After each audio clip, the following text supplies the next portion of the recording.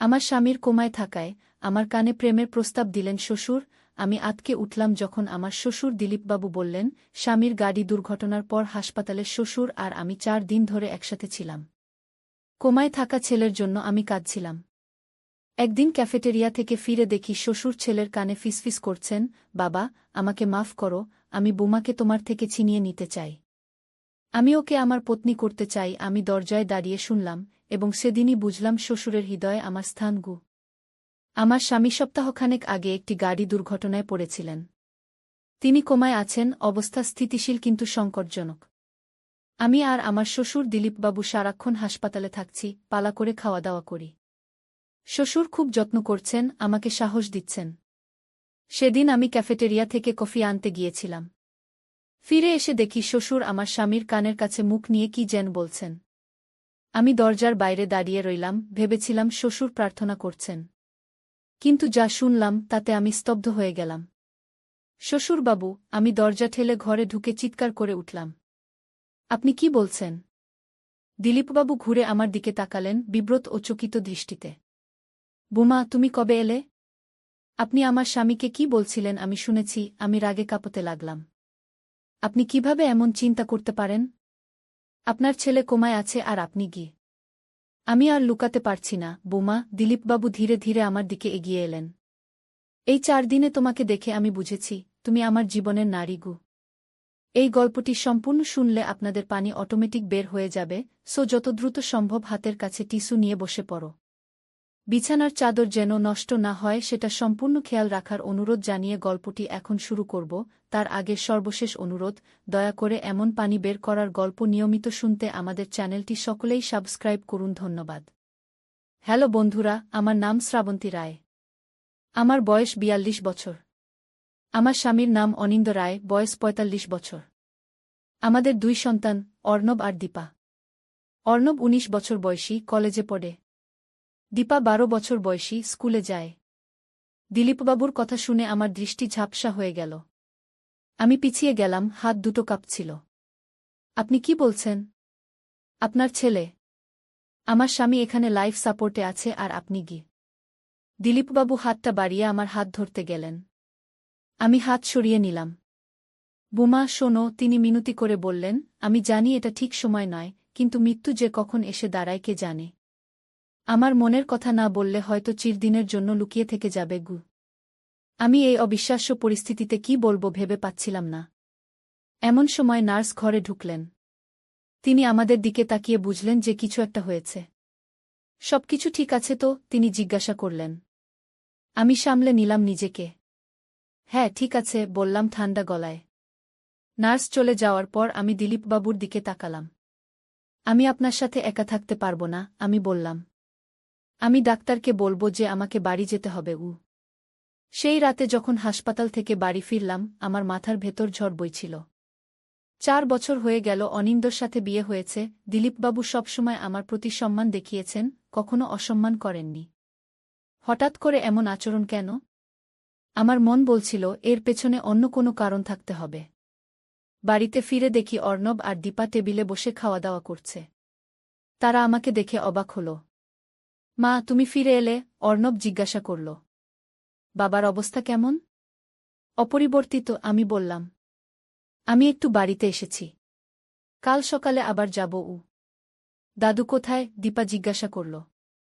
দাদু হাসপাতালে আছে, আমি বললাম। সেই রাতে ঘুমানোর চেষ্টা করতে গিয়ে আমি দিলীপবাবুর কথাগুলো ভাবছিলাম। এর আগে তিনি কখনো এমন ইঙ্গিত দেননি।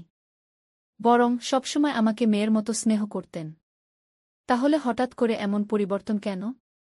কিছু একটা ভুল হচ্ছে বলে আমার মনে হচ্ছিল। পরদিন সকালে ঠিক করলাম সত্যিটা জানতে হবে। অর্ণব আর দীপাকে স্কুলে পাঠিয়ে আমি হাসপাতালে গেলাম। দিলীপবাবুকে দেখলাম অনিন্দর রুমের বাইরে, কফি মগ হাতে দাঁড়িয়ে আছেন। আমাকে দেখে তিনি অপ্রস্তুত হয়ে গেলেন। বোমা, তুমি এসেছ? তিনি অস্বস্তির সাথে বললেন। আমাদের কথা বলা দরকার, আমি দৃঢ় স্বরে বললাম। আমরা হাসপাতালের ক্যাফেটেরিয়ায় গেলাম। দিলীপবাবু চুপ করেছিলেন, যেন মনে মনে কথা সাজাচ্ছেন। বোমা, আমি গতকাল যা বলেছি তার জন্য দুঃখিত, তিনি শেষে বললেন। আমি জানি এটা অনুচিত ছিল। আমি বুঝতে পারছি না কেন আপনি এমন করলেন, আমি বললাম। আপনি অনিন্দর বাবা, আমার শ্বশুর। আমরা একটা পরিবার। দিলীপবাবু গভীর শ্বাস নিলেন। আমি তোমাকে সবকিছু বলবো, কিন্তু প্রথমে তুমি আমার সাথে একটা জায়গায় যেতে হবে। আমি দ্বিধায় পড়লাম। কোথায়? আমাদের পুরনো বাড়িতে।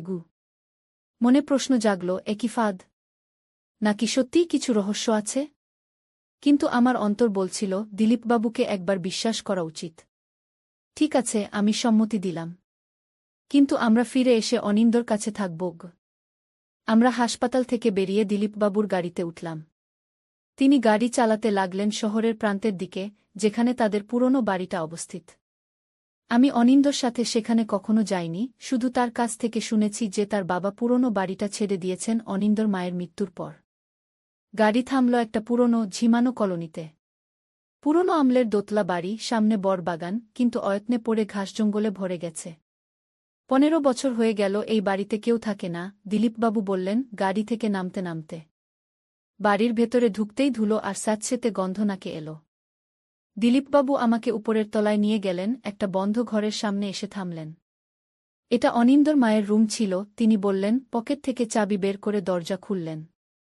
দরজা খুলতেই পুরনো কাগজের গন্ধ বেরিয়ে এলো। ঘরটি যেন সময় থেমে থাকা একটা জায়গা। মায়ের পুরনো শাড়ি আলনায় ঝুলছে, টেবিলে শিশি বোতল সাজানো, একপাশে বাক্সপেটরা। বুমা, আমি তোমাকে একটা সত্য জানাতে চাই, দিলীপবাবু বললেন। অনিন্দ আমার সন্তান নয়। আমি শক খেয়ে দিলীপবাবুর দিকে তাকালাম। কি বলছেন আপনি? অনিন্দ আমার ভাইয়ের ছেলে। তিনি একটা পুরনো ড্রয়ার খুলে বললেন, একটা চিঠি আছে এখানে, সবকিছু লেখা আছে। দিলীপবাবু আমাকে একটা পুরনো হলদে হয়ে যাওয়া খাম দিলেন। আমি কাপা হাতে খাম থেকে চিঠিটা বের করলাম। চিঠিতে লেখা, প্রিয় দিলীপ, তোমাকে কখনো বলিনি, কিন্তু এই সত্য আমার বুকের ভেতর চেপে রাখতে আর পারছি না। অনিন্দ তোমার সন্তান নয়, তোমার ভাই দীপঙ্করের সন্তান। সেই রাতের ভুলের জন্য আমি চিরদিন অনুতপ্ত থাকব। দীপঙ্কর জানে না যে অনিন্দ তার সন্তান। আমি মারা যাওয়ার পর তুমি অনিন্দকে পরখ করে দেখো, তার মধ্যে তোমার ভাইয়ের চরিত্রের ছাপ পাবে। ক্ষমা করো, মালতী। আমার হাত থেকে চিঠিটা পড়ে গেল। একটা মিনিট, আমি বললাম, তাহলে আপনি বলতে চাচ্ছেন অনিন্দ আপনার ভাইয়ের ছেলে? আর এই ভাই দীপঙ্কর, তিনি কোথায়? বিদেশে, ক্যানাডায়, দিলীপবাবু বললেন। আমাদের ভাইদের মধ্যে যোগাযোগ নেই বলতে গেলে। আমি আবার চিঠিটা হাতে নিলাম। কিন্তু এর সাথে গতকালের ঘটনার কি সম্পর্ক? আপনি কেন আমাকে আমি তোমাকে আমার ছেলের বউ হিসেবে দেখি না, বোমা, দিলীপবাবু বললেন। তুমি আমার কাছে সন্তানের মতো। গতকাল আমি অনিন্দকে কি বলছিলাম শুনেছ? আমি ওকে বলছিলাম, বাবা, আমাকে মাফ করো, আমি বোমাকে তোমার থেকে ছিনিয়ে নিতে চাই না। ওকে আমি নিজের মেয়ের মতো দেখি। তুমি অর্ধেক শুনে ভুল বুঝেছ। আমি সত্যি বিভ্রান্ত হয়ে গেলাম। তাহলে আমি তোমাকে নিয়ে আসার কারণ অন্য, তিনি বললেন।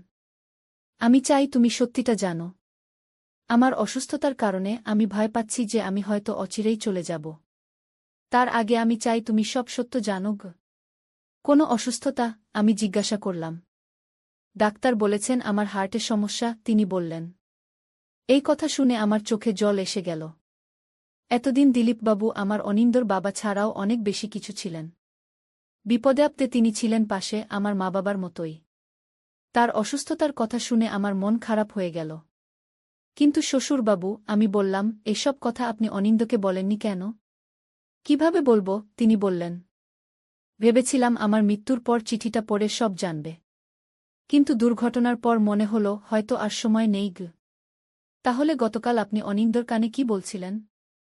বলছিলাম, বাবা, আমি সত্যিটা বলতে পারিনি, তুমি আমার ভাইয়ের ছেলে। কিন্তু তুমি আমার কাছে সবসময় আমারই সন্তান। আমি তোমাকে ভালোবাসি। আমার চোখে জল এসে গেল। এতদিন এই সত্য লুকিয়ে রেখে দিলীপবাবু কি কষ্ট পেয়েছেন। আমরা ঘরে আরও কিছুক্ষণ থাকলাম। দিলীপবাবু আমাকে আরও কিছু চিঠি দেখালেন, পুরনো ফটো দেখালেন যেখানে দীপঙ্কর ও মালতীকে একসাথে দেখা যাচ্ছে। হঠাৎ মোবাইল বেজে উঠল। হাসপাতাল থেকে ফোন, অনিন্দর অবস্থার অবনতি হয়েছে। আমরা তাড়াতাড়ি হাসপাতালে ফিরলাম, উদ্বেগে ভরা মনে।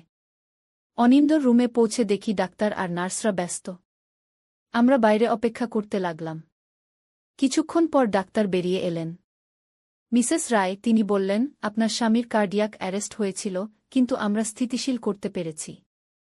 এখন তিনি আগের চেয়ে ভালো আছেন, প্রতিক্রিয়া দেখাচ্ছেন। সম্ভবত তিনি শীঘ্রই জ্ঞান ফিরে পাবেন। আমি আর দিলীপবাবু রিলিফ পেলাম। সারারাত আমরা হাসপাতালে কাটালাম। ভোর 4টের দিকে নার্স এসে আমাদের ডাকলেন। মিসেস রায়, মিস্টার রায় জ্ঞান ফিরে পাচ্ছেন। আমি দৌড়ে গেলাম অনিন্দর রুমে। অনিন্দ চোখ খুলছিল। আমি তার হাত ধরে বসে রইলাম, চোখে জল। দিলীপবাবু দরজায় দাঁড়িয়েছিলেন, মুখে অদ্ভুত এক অভিব্যক্তি নিয়ে। পরদিন ডাক্তার বললেন অনিন্দর অবস্থা স্থিতিশীল, ইন্টেন্সিভ কেয়ার ইউনিট থেকে সাধারণ ওয়ার্ডে নেওয়া হবে। আমি ঘরে ফিরে ছেলেমেয়েকে সব খবর দিলাম। তারা খুশিতে লাফিয়ে উঠল। হাসপাতালে নিয়মিত যাওয়া আসা করতে লাগলাম। একদিন দিলীপবাবু আমাকে বললেন, বুমা, আমি অনিন্দকে সত্যিটা বলব। কিন্তু আগে তার সম্পূর্ণ সুস্থ হওয়া দরকার। আমি সম্মতি দিলাম। কিন্তু মনে মনে ভয় ছিল, এই সত্য জেনে অনিন্দর কী প্রতিক্রিয়া হবে। 3 সপ্তাহ পর অনিন্দ হাসপাতাল থেকে ছাড়া পেল। বাড়ি ফেরার পথে অনিন্দ বলল, আমার একটা অদ্ভুত স্বপ্ন দেখেছিলাম কোমায় থাকার সময়। বাবা আমাকে বলছিলেন যে আমি তার ভাইয়ের ছেলে। আমি আর দিলীপবাবু একে অপরের দিকে তাকালাম, অবাক হয়ে। সে পরের গল্প। আমি বললাম, আগে তুমি সম্পূর্ণ সুস্থ হয়ে ওঠো। বাড়ি ফিরে সবাই মিলে একটা ছোট্ট পার্টি করলাম। অর্ণব আর দীপা বাবাকে ফিরে পেয়ে খুব খুশি। দিলীপবাবু কিন্তু অনিন্দর চোখের দিকে তাকাতে পারছিলেন না, লজ্জা ও অপরাধবোধে। পরদিন সকালে দিলীপবাবু অনিন্দর ঘরে ঢুকলেন। অনিন্দ, আমাদের কথা বলা দরকার, তিনি বললেন। কিন্তু এখানে নয়। আমি চাই তুমি একটা জায়গায় আমার সাথে যাও। অনিন্দ অবাক হয়ে বলল, কোথায় যাব বাবা? দার্জিলিং, দিলীপবাবু বললেন। আমাদের পুরনো সামারের বাড়িটায়। আমি অবাক হয়ে গেলাম। অনিন্দ আমাকে কখনো বলেনি যে তাদের দার্জিলিংয়ে বাড়ি আছে। দার্জিলিংয়ের বাড়ি? অনিন্দ জিজ্ঞাসা করল, যেন সেও খুব একটা জানে না। হ্যাঁ, দিলীপবাবু বললেন। তোমার জন্মের আগে প্রতি গ্রীষ্মে আমরা সেখানে যেতাম। আমি, তোমার মা আর। তিনি থেমে গেলেন। আর কে? অনিন্দ জিজ্ঞাসা করল। দীপঙ্কর কাকা, দিলীপবাবু ধীরে ধীরে বললেন। আমার ভাই। অনিন্দ আমার দিকে তাকাল, কিছুটা বিভ্রান্ত। দীপঙ্কর কাকা? আমি তো তাকে দেখিনি কখনো। তোমার 2 বছর বয়সের সময় তিনি চলে গিয়েছিলেন ক্যানাডায়, দিলীপবাবু বললেন। আমি চাই তুমি সুস্থ হয়ে উঠলে আমরা 3 জন দার্জিলিং যাই। সেখানে তোমাকে সবকিছু বলব। 2 সপ্তাহ পর অনিন্দ সম্পূর্ণ সুস্থ হয়ে উঠল। আমরা 3 জন দার্জিলিং যাওয়ার প্রস্তুতি নিলাম। অর্ণব আর দীপাকে আমার বাবা-মার কাছে রেখে এলাম। দার্জিলিং যাওয়ার ট্রেনে আমরা 3 জন পাশাপাশি বসেছিলাম। অনিন্দ ট্রেনের জানালা দিয়ে বাইরের প্রাকৃতিক দৃশ্য দেখছিল, আর দিলীপবাবু চুপচাপ বসেছিলেন, যেন মনে মনে কিছু ভাবছিলেন। শ্বশুরবাবু, আমি ধীরে ধীরে বললাম, দার্জিলিংয়ের বাড়িতে কি আমরা অনিন্দকে সব বলব? দিলীপবাবু মাথা নাড়লেন। হ্যাঁ, কিন্তু তার আগে আমি আরও একটা চমক দিতে চাই। দীপঙ্কর সেখানে থাকবে। আমি চমকে উঠলাম। কি? কিভাবে? আপনি তো বললেন তার সাথে যোগাযোগ নেই। আমি মিথ্যা বলেছিলাম, দিলীপবাবু অস্বস্তির সাথে বললেন। আমরা নিয়মিত যোগাযোগে আছি। সে বছরে একবার ভারতে আসে, দার্জিলিংয়ের বাড়িতে থাকে।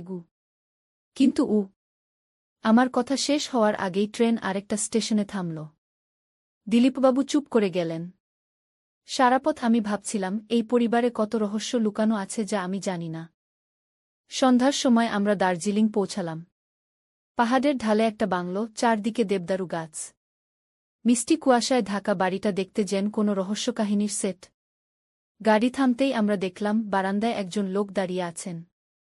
অনিন্দর চেহারার সাথে অদ্ভুত মিল, কিন্তু বয়স অনেক বেশি। দীপঙ্কর, দিলীপবাবু ডাকলেন।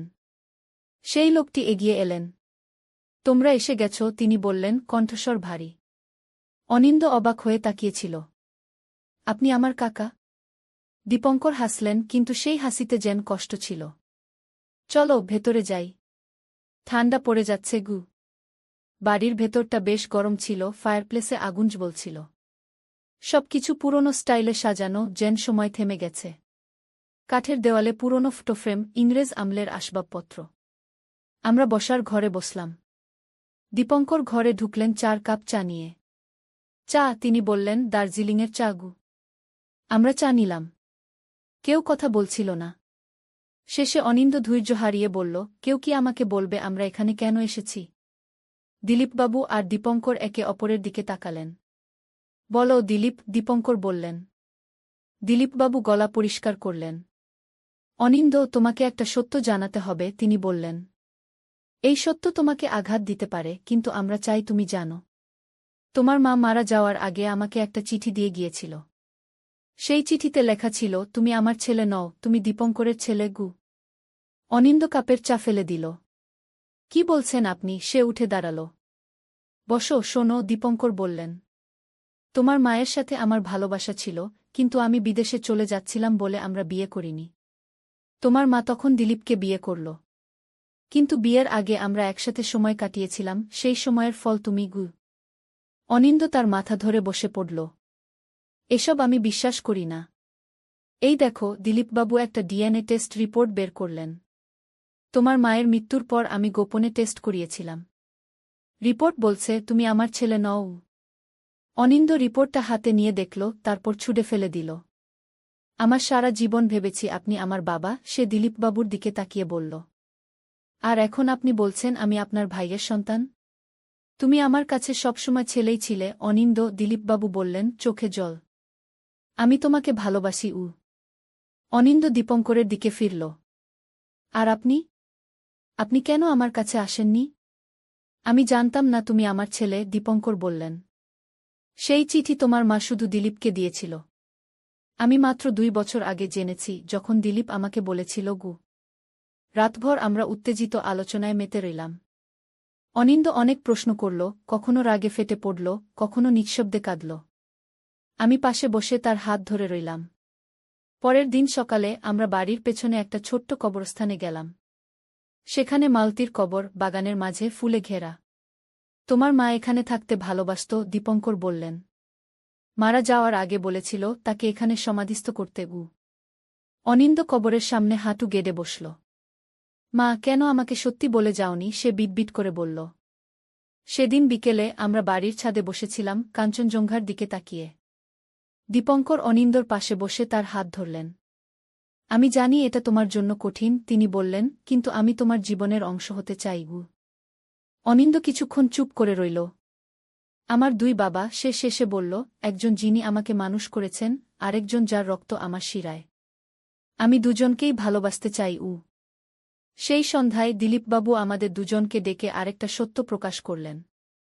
আমি তোমাদের বলিনি, তিনি বললেন, আমার হার্টের সমস্যা গুরুতর। ডাক্তার বলেছেন আমার হয়তো বেশি দিন নেই গি। অনিন্দ উঠে এসে তাকে জড়িয়ে ধরল। বাবা, না। আমি আপনাকে হারাতে পারব না গি। আমিও কাঁদতে শুরু করলাম।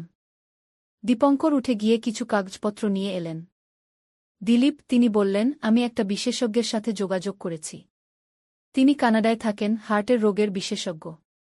তিনি তোমাকে দেখতে চান উ। দিলীপবাবু অবাক হয়ে দীপঙ্করের দিকে তাকালেন। তুমি এসব কি করছ?